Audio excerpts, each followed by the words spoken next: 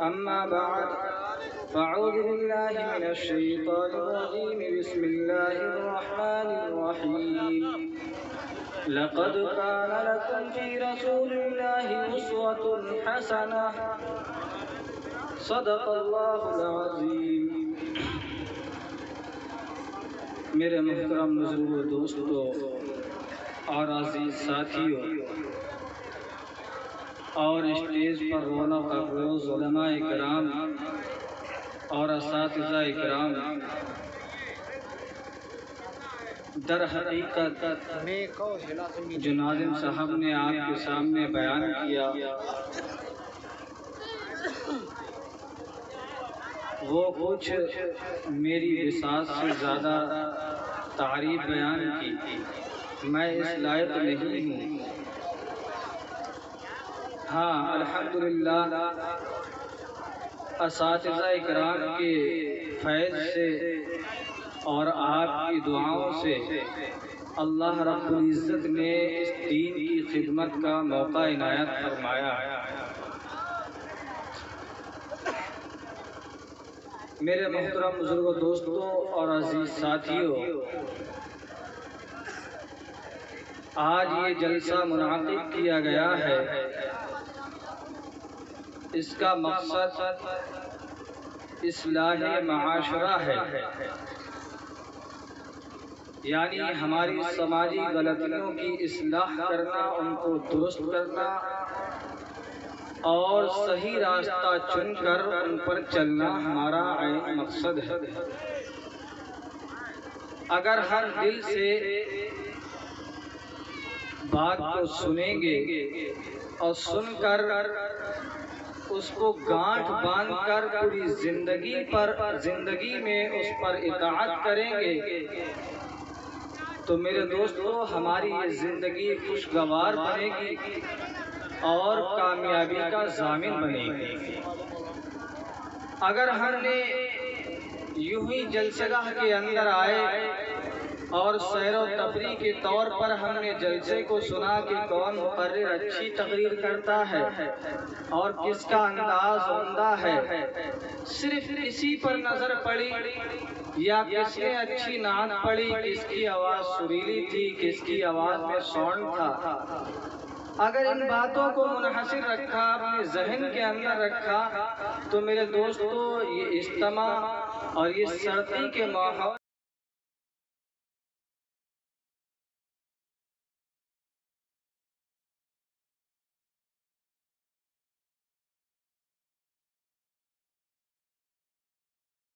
میں آپ لوگوں کا جمع ہونا بیکار ہے، ضائع ہے. سب سے پہلے خالص اپنی نیت اللہ رب العزت کی رضا اور نبی پاک صلی اللہ علیہ وسلم کی زندگی کو اپنی زندگی کے اندر اتارنے کا ہے تو میرے دوستو یہاں جمع ہونا بھی کامیاب ہو جائے گا. اور یہ چھوٹی سی مجلس ہے، اللہ رب العزت نہ جانے کس مقرر کی، کس بیان کرنے والے کی کوئی بات ہمارے دل کو چبھ جائے اور وہ ہماری اس بات کو لے کر کھڑا ہو جائے اور وہ اللہ کے اس علم کو کھڑا ہو کر تمام عالم کے اندر پھیلانے لگے کہ نبی پاک صلی اللہ علیہ وسلم کی یہ احکام ہے. میں خوش نصیب ہوں، میں ایسے الحمدللہ ایسے گاؤں سے ہوں کہ میں نے اشتہار کے اندر ان نوجوانوں کا نام سنا کہ جو نوجوانوں کے اندر یہ امنگ ہوئی کہ اپنے گاؤں کے علماء اکرام کو جمع کیا جائے تو میں نے فہرست کے اندر ان کے مقررین حضرات کے نام دیکھے تو الحمدللہ تمہارے یہاں آپ کی بستی کے، آپ کے بیٹے اور آپ کے بھانجے، آپ کے بھتیجے، آپ کے بھائی ایک دو نہیں الحمدللہ 22 ایسے علماء ہیں جو پورے ہندوستان کے اندر دین کو فروغ دے رہے ہیں اور اس چھوٹی سی بستی اور چھوٹے سے گاؤں کا نام روشن کر رہے ہیں. مجھے اس بات پر اللہ کا شکر ادا کرتا ہوں. میرے دوستو ہاں ہمارا یہاں جمع ہونا اس بنا پر ہے کہ کسی طریقے سے ہماری زندگی کے اندر جو کوتاہیاں رہی ہیں ان کوتاہیوں کو دور کر نبی پاک صلی اللہ علیہ وسلم کے طریقے پر ہماری زندگی آ جائے۔ ابھی آپ کے سامنے ناظم صاحب نے ایک حدیث مبارکہ پڑھی تھی، لا یؤمن احدکم حتی اکون احب الیہ من والدہ وولدہ والناس اجمعین۔ اس کا حدیث کا مفہوم اتنا ہے میرے دوستو، اگر اسے حقیقت کے اندر اتار لیا جائے تو میرے دوستو اللہ کے رب العزت تمہارے گھروں کے اندر رحمتوں کے فرشتے بھیجنے لگے، اور اللہ رب العزت تمہارے بستروں پر رحمت کے فرشتے بھیجنے لگے، جس کے ذریعے سے جس کے ذریعے جو آپ حضرات سے رضائیوں کے اندر لحاظوں کے اندر آپ سے مصافحہ کریں گے۔ یعنی اللہ کے نبی صلی اللہ علیہ وسلم کو اللہ رب العزت نے بے شمار نعمتوں سے نوازا تھا۔ اگر آپ کی کسی بھی نعمت کا انحصار کرنا چاہے، شمار کرنا چاہے تو میرے دوستو شمار نہیں کر سکتا ہے۔ آپ نے انسان ہو کر اصلاح معاشرہ کے اعتبار سے جو پروگرام کیا ہے، اللہ کے نبی صلی اللہ علیہ وسلم نے اپنی زندگی لوگوں میں رہ کر ایک تاجر بن کر بھی گزاری ہے۔ اللہ کے نبی صلی اللہ علیہ وسلم نے اپنے گھر میں رہ کر ایک شوہر کی بھی زندگی گزاری ہے۔ اللہ کے نبی صلی اللہ علیہ وسلم نے ایک پوتے کی بھی زندگی گزاری ہے۔ اللہ کے نبی صلی اللہ علیہ وسلم نے اپنے ایک ٹیچر کی بھی زندگی گزاری ہے۔ اللہ کے نبی صلی اللہ علیہ وسلم نے ایک باپ کی بھی زندگی گزاری ہے۔ اللہ کے نبی صلی اللہ علیہ وسلم نے ایک معلم کی بھی زندگی گزاری ہے۔ آپ اگر زندگی کو گزارنا چاہتے ہیں تو ہم کس نہج سے گزارے میرے دوستو؟ وہ راستہ اللہ کے رب العزت، اللہ رب العزت نے آپ کے لیے آپ کا ہیرو، آپ کا آئیڈیل اور آپ کا نمونہ اللہ کے حبیب تاجدار مدینہ محمد عربی صلی اللہ علیہ وسلم کو بنایا۔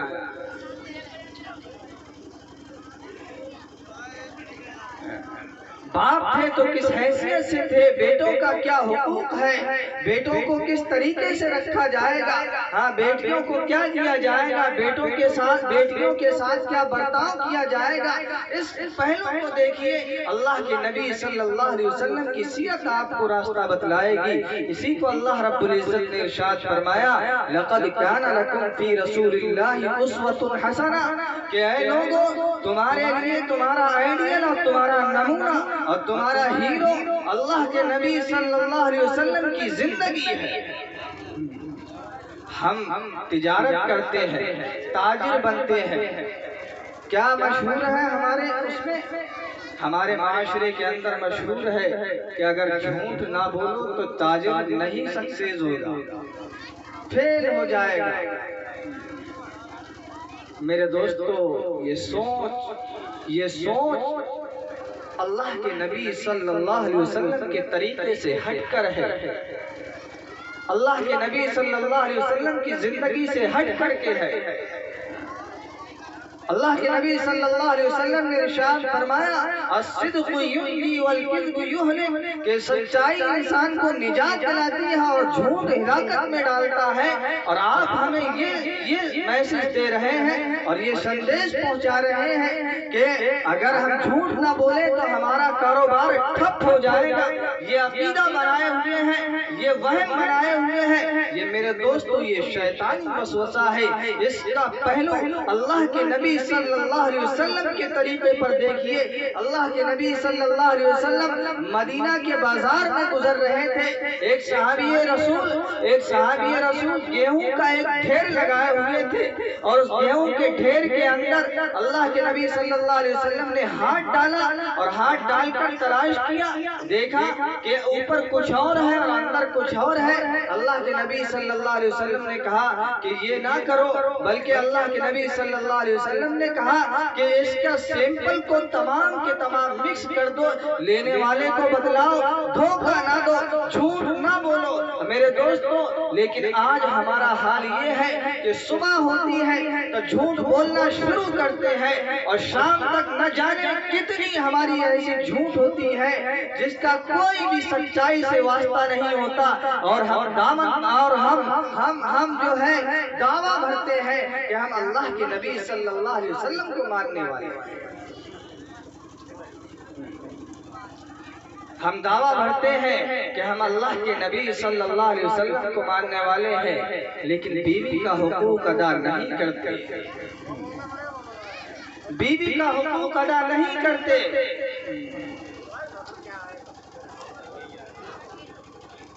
شادی ہوئی، شادی کا جب مسئلہ آیا،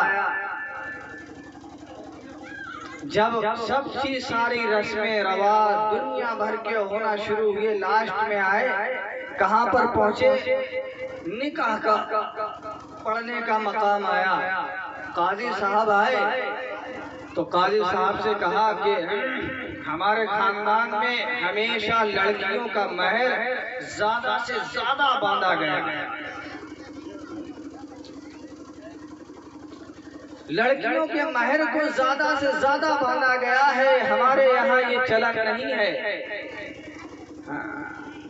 میرے دوستو، مہر باندھا گیا 2 لاکھ 2.5 لاکھ، لیکن اس کے حقوق کو ادا نہیں کیا، اس کے حق کو ادا نہیں کیا۔ میرے دوستو، اللہ کے نبی صلی اللہ علیہ وسلم نے ارشاد فرمایا کہ مہر کو ہلکا کرو جس سے بیٹی کا حق ادا ہو جائے۔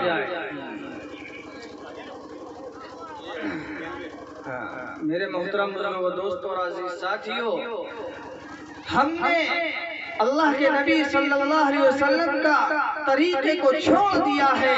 ہم جب سے یہ منحوس موبائل ہمارے ہاتھوں پر آیا، ہم نے اللہ کے نبی صلی اللہ علیہ وسلم کی تعلیم کو چھوڑ دیا۔ میرے دوستو، ہمارے ایک ساتھی ہیں، وہ واقعہ بتلاتے ہیں، کرناٹک کے اندر امامت کرتے ہیں، وہاں حافظ علماء کی تعداد کم ہے، جس طریقے سے الحمدللہ تمہارے یہاں بہت ہے، وہاں نہیں ہے اتنے، تو وہاں عزت کی نگاہ سے زیادہ دیکھا جاتا ہے۔ تو گاؤں کے اندر ہے کسی کے، تو بتلاتے ہیں کہ ہم نے وہاں گاؤں کا یہ ماحول دیکھا کہ سال میں 1 مرتبہ کھانے کی دعوت کا نمبر آتا ہے۔ جب سال میں 1 مرتبہ آئے تو وہ سمجھ لو کہ وہ میزبان مہمان کی کیا عزت کرے گا، وہ آپ ہی سمجھ سکتے ہیں۔ ایسے ہی ایک واقعہ آیا، ایک میزبان کے ہاں ان کی دعوت ہوئی، دعوت کھا کر چلے گئے، لیکن اتفاق سے میزبان کے گھر میں صرف میاں بیوی دو میاں بیوی، حافظ صاحب کو کھانا کھلا دیا، کھانا کھا کر وہ واپس چلے گئے، اور کچھ روپے ان کے غائب ہو گئے۔ ان کے دماغ میں یہ گونجا کہ کہیں ایسا نہ ہو کہ امام صاحب پیسے لے گئے۔ دلوں کے اندر کدورت اور دلوں کے اندر بغض۔ میرے دوستو،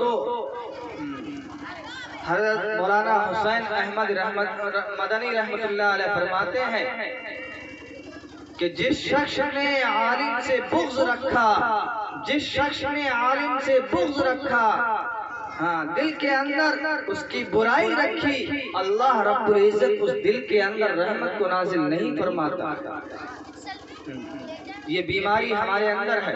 اصلاح معاشرہ کا پروگرام ہو رہا ہے، اس کی بھی اصلاح ہو۔ تو ان کے اندر دل کے اندر یہ ہوا کہ امام صاحب نے غلط کیا، یہ کیا۔ 1 سال کے بعد پھر دوبارہ نمبر آ گیا۔ مشورہ کیا کہ امام صاحب کی دعوت کی جائے، پہلے تو ہمارے پیسے چرا لے گئے۔ انہوں نے کہا کہ چلو کر دیتے ہیں۔ بیوی نے کہا، جب امام صاحب دسترخوان پر بیٹھے تو انہوں نے کہا کہ امام صاحب، ایک حادثہ ہمارے ساتھ پیش آیا اور اس سے ہمارا ذہن خلجش میں ہے، ہمارا ذہن خراب ہو رہا ہے، ہمارے دل کے اندر ایک عالم دین کی بغض بیٹھ رہا ہے، اس سے نفرت بیٹھ رہی ہے۔ انہوں نے کہا بتلائیے بھائی حادثہ کیا ہوا ہے؟ تو کہا کہ آپ جس دن کھانا کھانے آئے تھے کچھ روپے میں نے دسترخوان پر رکھے تھے، آج تک وہ نہیں ملے۔ اگر آپ کو ضرورت تھی تو آپ مجھ سے کہتے، میں آپ کی ضرورت کو انشاءاللہ پوری کر دیتا۔ آپ ایسا قدم نہ اٹھاتے۔ تو میرے دوستو امام صاحب رونے لگے۔ رونے کی وجہ دریافت کی، آپ کیوں رو رہے ہیں؟ اگر زیادہ پریشانی تھی اب پیسے لے جاؤ، آپ کو ایسا قدم نہیں اٹھانا چاہیے تھا۔ لہذا انہوں نے یہ وجہ بتائی اور انہوں نے کہا میں اس وجہ سے نہیں رو رہا ہوں بلکہ اس لیے رو رہا ہوں کہ میں نے وہ تمہارے پیسے اٹھا کر ایک قرآن شریف کی جزدان کے اندر رکھ دیے تھے، اور میں اس لیے رو رہا ہوں کہ آج پورا سال گزر چکا، ایک سال کے بعد میں آپ کا کھانے کا نمبر آیا اور آپ نے دریافت کیا۔ مجھے اس بات سے تکلیف ہو رہی ہے کہ کلام اللہ تمہاری طاق کی زینت بنا ہوا ہے، تمہیں کھولنے کی توفیق نہیں ہوئی۔ میرے دوستو اگر اس بات کو آج ہم اپنے معاشرے پر، اپنے گاؤں پر، اپنی بستی پر، اپنے محلے پر اگر دیکھیں تو ہمارے گھروں کے اندر بہت سے ایسے نوجوان ہیں جو صرف رمضان المبارک کے اندر قرآن کریم کو اٹھاتے ہیں اور قرآن کریم پڑھتے ہیں۔ صرف ایسے حفاظ اکرام ہیں جو قرآن کریم کو صرف رمضان تک محدود رکھتے ہیں۔ میرے دوستو اس چیز کی اصلاح کرنا چاہیے۔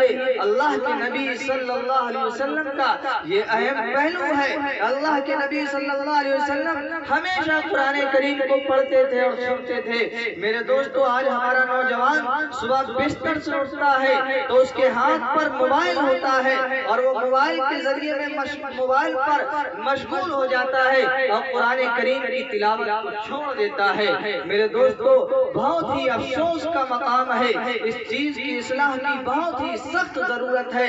الحمدللہ آج سے تقریباً 15 یا 20 سال پہلے ہم جب چھوٹے تھے، ہم حفظ کرنے بڑے مدرسے آتے تھے تو ہم اپنے گھر سے جب نکلتے تھے تو دروازوں سے قرآن کریم کی تلاوت کی آواز آتی تھی۔ آج وہ مقام نہیں ہے، ہم نکلتے ہیں سنسان ہوتا ہے، پڑے سوتے رہتے ہیں۔ میرے دوستو یہ قرآن کریم کل قیامت کے دن تم سے پوچھے گا کہ میں نے اپنی زندگی کو، میں نے تمہاری زندگی کے اندر داخل کیا، میں نے اپنے آپ کو داخل کیا لیکن تم نے اس کی قدر نہ کی۔ میرے دوستو کل اللہ کے حبیب جناب محمد رسول اللہ صلی اللہ علیہ وسلم کی دربار میں ہم پیش کیے جائیں گے، کس منہ سے پیش کیے جائیں گے؟ میرے دوستو آج موقع ہے، آج وقت ہے، اس لیے عہد کریں کہ اللہ رب العزت ہم سب کو پیارے حبیب جناب محمد رسول اللہ صلی اللہ علیہ وسلم کے طریقے پر زندگی گزارنے کی توفیق عنایت فرمائے۔ اللہ رب العزت ہم سب کو کہنے اور سننے سے زیادہ عمل کی توفیق عطا فرمائے۔ آپ حضرات کے سامنے علماء اکرام تشریف لا چکے ہیں۔ اللہ سے دعا ہے ہمارے گاؤں کی شان بان حضرت مولانا مفتی امین الدین صاحب قاسمی آپ حضرات کے سامنے تشریف لا چکے ہیں۔ الحمدللہ آپ کی نصیحت آمیز بیانات سے ہم نصیحت حاصل کریں گے اور ہم طلباء کے لیے، ہم سیکھنے والوں کے لیے سبق ہوگا، اور اس سبق کو ہم سینے سے لگائیں گے اور اپنی زندگی کے مرحلوں کے اندر اتارنے کی کوشش کریں گے۔ اللہ رب العزت ہم سب کو کہنے اور سننے سے زیادہ عمل کی توفیق عطا فرمائے۔ وما علینا الا البلاغ المبین۔